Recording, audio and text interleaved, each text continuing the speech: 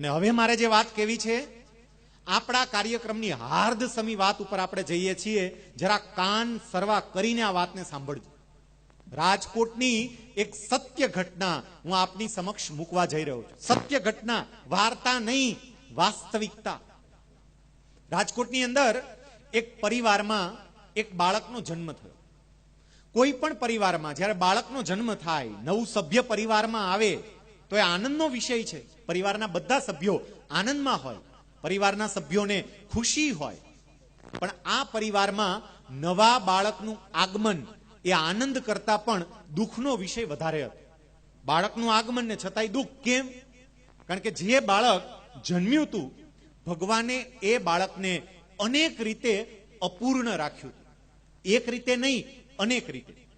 જે બાળક જન્મ્યું એ બાળકને ભગવાને આંખો નહોતી આપી, એ બાળકને હોઠ નહોતા, એ બાળકને તાળવું નહોતું, એ બાળકને નાક નહોતું, એ બાળકનું ડાબું અને જમણું બંને મગજ પ્રોપરલી વર્ક કરવા જોઈએ એ રીતે વર્ક નહોતા કરતા, કામ નહોતા કરતા.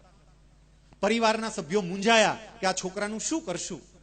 નિષ્ણાંત ડોક્ટરોની સલાહ લીધી અને ડોક્ટરોએ એવું કહ્યું, ડોક્ટરોની ટીમે એવું કહ્યું, રાધર એક કરતા વધારે ડોક્ટરોએ સાથે મળીને એવું કહ્યું કે આ બાળક એ કુદરતનો અપૂર્ણ નમૂનો છે અને જો આ બાળક એ કદાચ મોટું થશે તો પરિવાર માટે પણ આફત બનશે અને પોતે પણ સારી રીતે જીવી નહીં શકે. એક કામ કરો, અમારી બધાની તો એવી સલાહ છે કે આ બાળકને ઇન્જેક્શન આપી અને શાંત કરી દઈએ, ભગવાનની પાસે મોકલી દઈએ. બાળક પણ છૂટે અને તમે પણ છૂટો. અને એ વખતે આ છોકરાના દાદા આ ડોક્ટરને જે જવાબ આપે છે, ડોક્ટરોને આ છોકરાના દાદાએ કહ્યું કે સાહેબ એવી વાત બિલકુલ નહીં કરતા. સાહેબ, ભગવાન આખા બ્રહ્માંડનું સંચાલન કરે છે. કયા જીવને કોની ઘરે મોકલવો એ ભગવાને નક્કી કર્યું હોય સાહેબ. અને ભગવાને આ એના અપૂર્ણ પીસને મારી ઘરે મોકલ્યું હોય તો એની પાછળ પણ ભગવાનનો કંઈક ઈરાદો હશે. ભગવાને આવા ખોડ ખાપણ વાળા બાળકને મારી ઘરે જ કેમ મોકલ્યું, બીજે કેમ ના મોકલ્યું? કારણ કે ભગવાનને મારા પરિવાર ઉપર પૂર્ણ વિશ્વાસ હશે કે મારું બગડેલું પીસ હું આ ઘરે મોકલું છું, પણ પરિવારના બધા સભ્યો મારા એ બગડેલા પીસને પણ સાચવશે, એનું જતન કરશે. અને દાદાની આ પોઝિટિવિટીને કારણે એ છોકરા ઉપર પછી ધીમે ધીમે એક પછી એક ઓપરેશનો કર્યા. એ છોકરાને ઓપરેશન કરીને નાક બેસાડ્યું, તાળવાની સર્જરી કરી, હોઠની સર્જરી કરી. છોકરો આંખેથી જોઈ તો ના જ શકે. એને સ્કૂલે બેસાડ્યો. ડિસેબલ વિદ્યાર્થીઓની સ્કૂલ હોય, અંધ વિદ્યાર્થીની સ્કૂલ હોય એમાં નહીં, નોર્મલ વિદ્યાર્થીઓ જ્યાં ભણતા હોય એ જ સ્કૂલમાં બેસાડ્યો. એ છોકરાને માત્ર અભ્યાસ નહીં, અભ્યાસેતર પ્રવૃત્તિની અંદર પણ એના પરિવારના સભ્યો, એના દાદા એમણે તૈયાર કરે. એ છોકરો ધીમે ધીમે જુદા જુદા ક્ષેત્રની અંદર નિષ્ણાંત થવા લાગ્યો. એ સરસ રીતે પિયાનો વગાડી શકે, એ છોકરો સારામાં સારી રીતે તબલા વગાડે, એ છોકરો હાર્મોનિયમ વગાડે, એ છોકરો ઓર્ગન પર પણ સરસ રીતે કામ કરી શકે, કમ્પ્યુટર પણ એક્સ્ટ્રા ઓર્ડિનરી રીતે ચલાવે. મેં મારી ચેમ્બરમાં એ છોકરાને બેસાડીને કમ્પ્યુટર ઉપર શ્લોક ટાઈપ કરાવડાવ્યો છે અને કોઈ પણ જાતની મિસ્ટેક વગર, આંખેથી ન દેખાતું હોવા છતાં પણ કીબોર્ડ પર ફટાફટ આંગળીઓ પાડી અને એ છોકરાએ આખો શ્લોક ટાઈપ પણ કોઈ પણ જાતની ભૂલ વગર. આટલું નહીં, આ છોકરાને શ્રીમદ ભગવત ગીતાના 700 શ્લોક કંઠસ્થ છે. 700 શ્લોક. એકો એક શ્લોક શુદ્ધ ઉચ્ચાર સાથે બોલે. હસ્વ આવતો હોય ત્યાં હસ્વ, દીર્ઘ આવે ત્યાં દીર્ઘ. શુદ્ધ ઉચ્ચાર સાથે શ્રીમદ ભગવત ગીતાના એ શ્લોકો બોલે અને 700 શ્લોકમાંથી કોઈ પણ શ્લોક એને કહેવાની છૂટ. આ છોકરો સારામાં સારો ગાયક બન્યો. એટલું સરસ ગાય, અમુક ગીતો પ્રોફેશનલ સિંગર પણ ગાવાની ના પાડી દે કે આ ગીત અમારાથી નહીં ગાઈ શકાય, એ ગીત આ છોકરો ગાય. એને કોઈ પણ પ્રકારના તમે ગીત આપો, સામે તમને નોટેશન તરત જ કહી દે. ઇન્સ્ટન્ટ, જેવું તમે ગીત બોલો સામે નોટેશન. તમે કોઈ પણ રાગ બોલો સામે તરત જ એ રાગ કે એ રાગના જે કંઈ પણ સૂર હોય એ તમારી સામે વહેતા મૂકે. આ છોકરો એના એક નહીં, જુદા જુદા 13 થી 14 જેટલા વન મેન શો આના કરતા પણ મોટા મોટા હોલમાં થયા કે જ્યાં 3 કલાક સુધી કોન્સ્ટન્ટ આ છોકરો ગાયા કરે અને પબ્લિક બેસવાની જગ્યા ના હોય તો ઊભા ઊભા 3 કલાક સુધી આ છોકરાને સાંભળ્યા કરે. અને હવે સૌથી અગત્યની વાત, જે છોકરાને ડોક્ટરોએ એવી સલાહ આપી હતી, એટલે કે છોકરાના પરિવારજનોને એવી સલાહ આપી હતી કે આ છોકરાને આપણે શાંત કરી દઈએ, એ છોકરાને ગયા વર્ષે ભારત સરકાર તરફથી રાષ્ટ્રપતિ દ્વારા આપવામાં આવતો સર્વોચ્ચ એવોર્ડ, બાળકોને જે સર્વોચ્ચ એવોર્ડ આપવામાં આવે છે બાલશ્રી એવોર્ડ, એ બાલશ્રી એવોર્ડથી આ છોકરાને સન્માનિત કર્યો. છોકરો બાલશ્રી એવોર્ડ લાવ્યો અને તમારા સૌ માટે આનંદની વાત એ છે કે આ શાળાના સંચાલકો લાલજીભાઈ નકુમ, શિક્ષક મિત્રો, એ બધા સાથે મળીને તમે તમામે તમામ આ વાસ્તવિક ઘટનાને તમારી નજર સામે જોઈ શકો એટલે એ છોકરાને અહીંયા તમારી સાથે તમારી સામે લાવ્યા.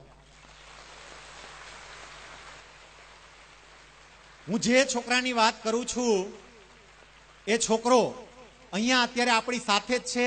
હું વિનંતી કરીશ ઉત્તમ મારું અને એના દાદા કુંવરજીભાઈ મારુને કે અહીંયા મંચ ઉપર આવે અને આપણે જોરદાર તાળીઓ દ્વારા આ રાષ્ટ્રપતિ ચંદ્રક વિજેતા વિદ્યાર્થીને સન્માનિત કરીએ. ઉત્તમને આપણે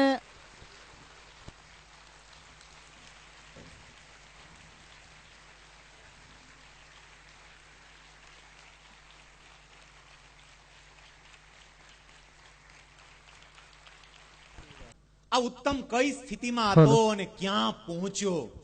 એક એક વાલી વિચારજો કે તમારી ઘરે જે સંતાન છે એ ઉત્તમ કરતા કેટલી સારી કન્ડિશનમાં છે. જો ઉત્તમ આ કક્ષાએ પહોંચે, રાષ્ટ્રપતિ એવોર્ડ લાવે, તો તમારું સંતાન કેમ ના કરી શકે. પણ એના માટે ઉત્તમના દાદાએ જે કંઈ પણ કર્યું, એમના પરિવારના સભ્યોએ જે કંઈ પણ કર્યું, એ તમારે કરવું પડે. આપણી પાસે સમયની કેટલીક મર્યાદાઓ છે. એ મર્યાદાઓને ધ્યાનમાં લઈને 15 મિનિટ સુધી આપણે ઉત્તમનો લાભ લઈશું. પહેલું તો એ કરવું છે કે મેં અહીંથી વાત કરી કે ઉત્તમને શ્રીમદ ભગવત ગીતાના 700 શ્લોક કંઠસ્થ છે. આપણે અહીંયા એ સાબિતી મેળવવી છે. અહીંયા હોલની અંદર લગભગ ઘણી બધી જગ્યાએ અલગ અલગ આપણે શ્રીમદ ભગવત ગીતા આપી છે. અલગ અલગ જગ્યાએ, જુદી જુદી જગ્યાએ છે ને શ્રીમદ ભગવત ગીતા. એમાંથી કોઈ પણ પાનું ખોલીને કોઈ પણ શ્લોક એનો માત્ર પહેલો શબ્દ બોલો. જેની પાસે શ્રીમદ ભગવત ગીતા હોય એ જરા હાથ ઊંચો કરે એટલે માઇક વાળા તમારા સુધી પહોંચી જશે. એમાંથી કોઈ પણ પાનું ખોલીને કોઈ પણ શ્લોકનો પહેલો જ શબ્દ માત્ર બોલજો. એટલે પહેલો શબ્દ બોલો, એની સાથે ઉત્તમ આખો શ્લોક શુદ્ધ ઉચ્ચાર સાથે બોલશે અને આપણે જોઈએ. ન રૂપમ સ્નેહ, ન રૂપમ સ્નેહ, અલ્પમસ્યેહ તથોપલભ્યતે નાન્તો ન ચાંદીર્ન ચ સંપ્રતિષ્ઠા અસ્વત્થમેनं સુવિદુરમૂલમ અસંગશસ્ત્રેણ દૃઢેન ચિત્વા. અધ્યાય 15. ખાલી શ્લોક નહીં, એની સાથે કયો અધ્યાય છે એની વાત પણ કરશે. જરા સ્પષ્ટ ઉચ્ચાર સાથે તમે બોલજો. બીજા મિત્ર પ્લીઝ.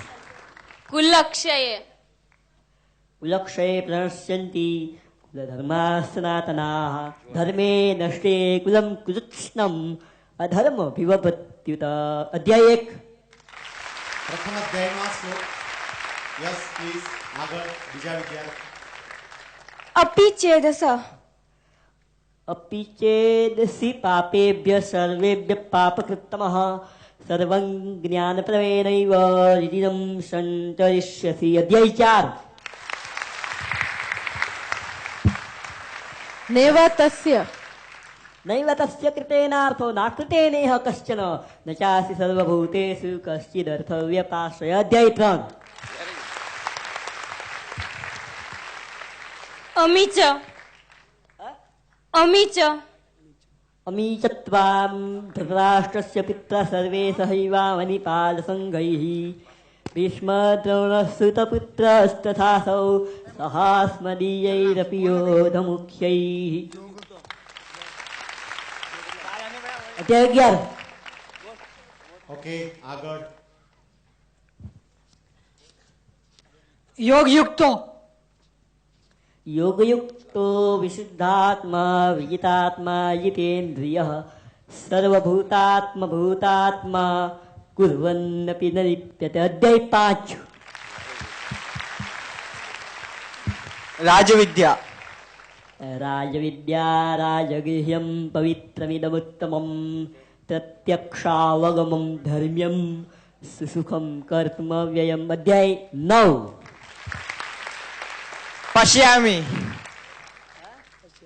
પશ્યામિ દેવાંસ્તવ દેવદેહે સર્વાંસ્તથા ભૂત વિશેષ સંધાન બ્રહ્માનમીશં કમલાસનસ્થમ ઋષિંશ્ચ સર્વાનુરાંશ્ચ દિવ્યાન. અધ્યાય 11.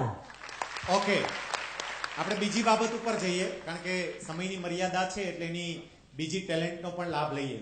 શ્રીમદ ભગવદ્ ગીતાના તમામ શ્લોકો આ છોકરાને કંઠસ્થ છે. જુદા જુદા 38 થી 39 જેટલા સ્ત્રોત્ર એ સંપૂર્ણપણે કંઠસ્થ છે. તમે કોઈ પણ રાગ કો અને એ રાગ એ કહી શકે.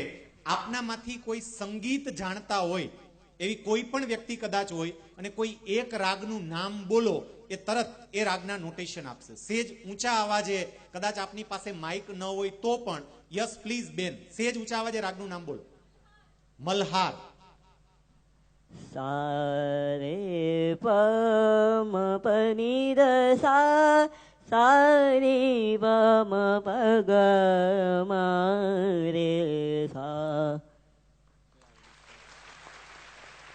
યસ, બીજા કોઈએ કઈ? યસ. સારે મા પધ સા સાની દ પ મગરે સા. યસ. એક ત્રીજું કદાચ હજી લઈ લઈએ જો કોઈને ખ્યાલ હોય. યસ. ભૈરવી. સારે ગમ પધની સા સાની ધ પ મગરે સા. કોઈ પણ તમે રાગ કો એટલે તરત જ એ રાગ. એ જ રીતે એક ખાલી આપણે નમૂનો લઈએ. તમે કોઈ પણ ગીત ગાઓ, તમને જે ગીત ફાવતું હોય, કોઈ પણ ગીતની ખાલી એક કડી કો અને તરત જ એના નોટેશન આપશે. ઇન્સ્ટન્ટ નોટેશન, કે જે મોટા મોટા સંગીતકારોને પણ તકલીફ પડે. તમે કોઈ પણ ગીતની કડી ગાઓ, તમને નોટેશન આપશે. એક વ્યક્તિ ખાલી એક કડી, કોઈ પણ હિન્દી ફિલ્મ ગીત લો, કોઈ પણ ગીત લો, એની માત્ર પેલી કડી. Yes please sir. મધુબન में राधिका नाचे. રાગમી પ પ પ પ પ પ મ પ ગ મ ધ ની સા પ પ ગ મ રે રે ગ મ પ ગ મ રે સા પ પ પ પ પ પ મ પ ગ મ ધ ની સા. એને તમામે તમામ નોટેશન પણ બહુ જ સારી રીતે તૈયાર કરાવ્યા છે. અને હવે એમની પાસેથી એકાદ ગીતનો આપણે લાભ લઈએ, આપણને ખબર પડે કે એનો કંઠ કેટલો સરસ છે. કુદરતે કેટલો સરસ કંઠ આપ્યો છે. એને કેળવ્યો છે. કંઠ આપ્યો છે એના કરતાં પણ પ્રેક્ટિસ કરી કરીને એને એ કંઠને કેળવ્યો છે. એટલે આપણે એક સરસ મજાનું ગીત એમની પાસેથી સાંભળીએ. એક ગીત. મૂળ આની પાછળનું કારણ એટલું જ છે કે તમે એક સામાન્ય વ્યક્તિમાંથી અસામાન્ય વ્યક્તિને તમારી નજર સમક્ષ તૈયાર થતા જુઓ તો તમને પણ એ બાબતની પ્રેરણા મળે. અને એટલે આપણે ઉત્તમને અહીંયા લાવ્યા છીએ. જે છોકરો કશું જ કરી શકે એમ નહોતો, એ છોકરો આજે આ માત્ર ગુજરાતનું નહીં, તમે કદાચ શબ્દો મારા લખી રાખજો, એ ભારતનું ગૌરવ બનશે.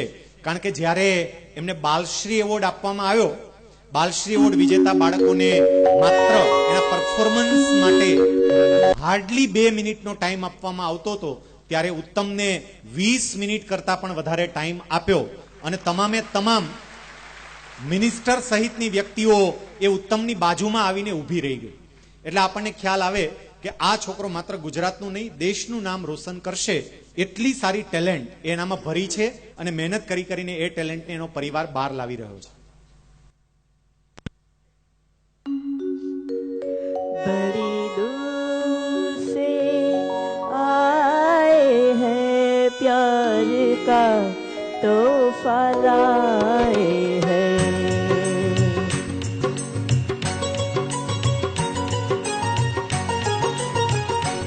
बड़ी दूर से आए हैं प्यार का तो फलाए हैं अपना लो या ठुकरा दो प्यार का तो फलाए हैं बड़ी दूर से आए हैं प्यार का तो फलाए हैं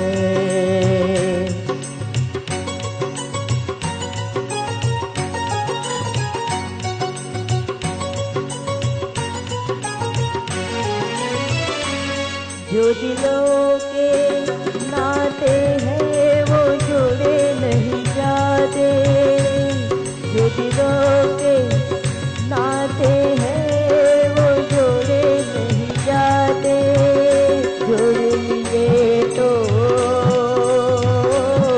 फिर तोड़े नहीं जाते ये नाते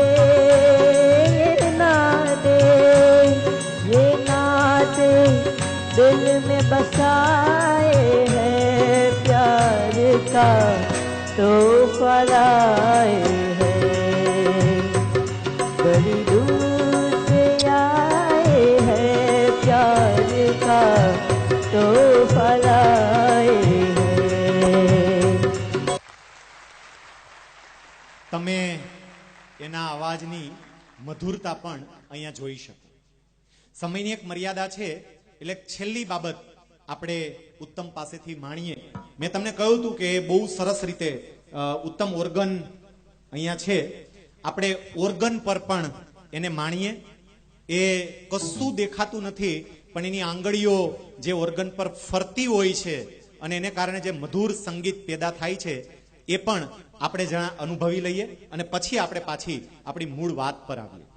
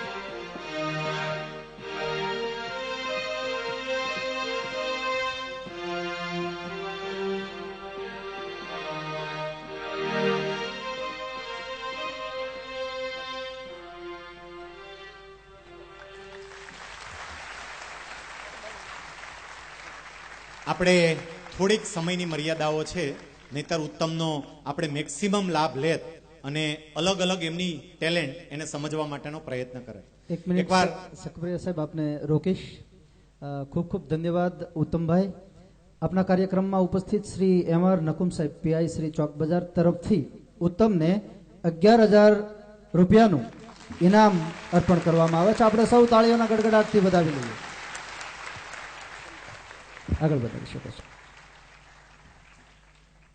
અને હવે ઉત્તમ આટલો સરસ કલાકાર આટલો સરસ આપણા ગુજરાતનું ગૌરવ એ અહીંયા ઉપસ્થિત છે ત્યારે અમને બધાને તો સન્માનિત કર્યા પણ એ સરપ્રાઈઝ રાખવી હતી એટલે એમને સામાન્ય ઓડિયન્સ તરીકે નીચે જ બેસાડી રાખ્યા હું લાલજીભાઈને વિનંતી કરીશ કે શાળાના સંચાલકો સાથે અહીંયા આવે અને ઉત્તમને આપણા સૌ વતી સન્માનિત કરે ઉત્તમના દાદા દાદીને પણ સન્માનિત કરે એના દાદીને પણ આપણે વિનંતી કરીએ કે અહીંયા મંચ ઉપર આવશે ઉત્તમનું વિદ્યાલય પરિવાર દ્વારા જ્યારે સ્વાગત થઈ રહ્યું છે ત્યારે આપણે સૌ આપણા તાળીઓના ગડગડાટથી એમના પ્રયાસને એમના પ્રયત્નને આપણે બિરદાવીએ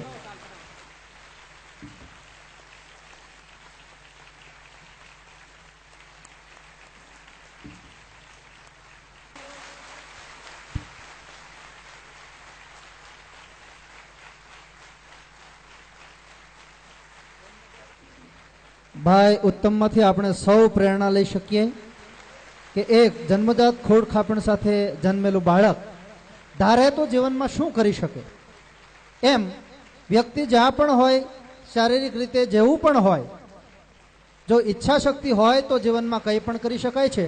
એનું આ જીવતું જાગતું ઉદાહરણ ભાઈ ઉત્તમ આપણી સામે મોજૂદ છે. આપણે સૌ તાળીઓના ગડગડાટથી એમને બિરદાવી, વધાવી અને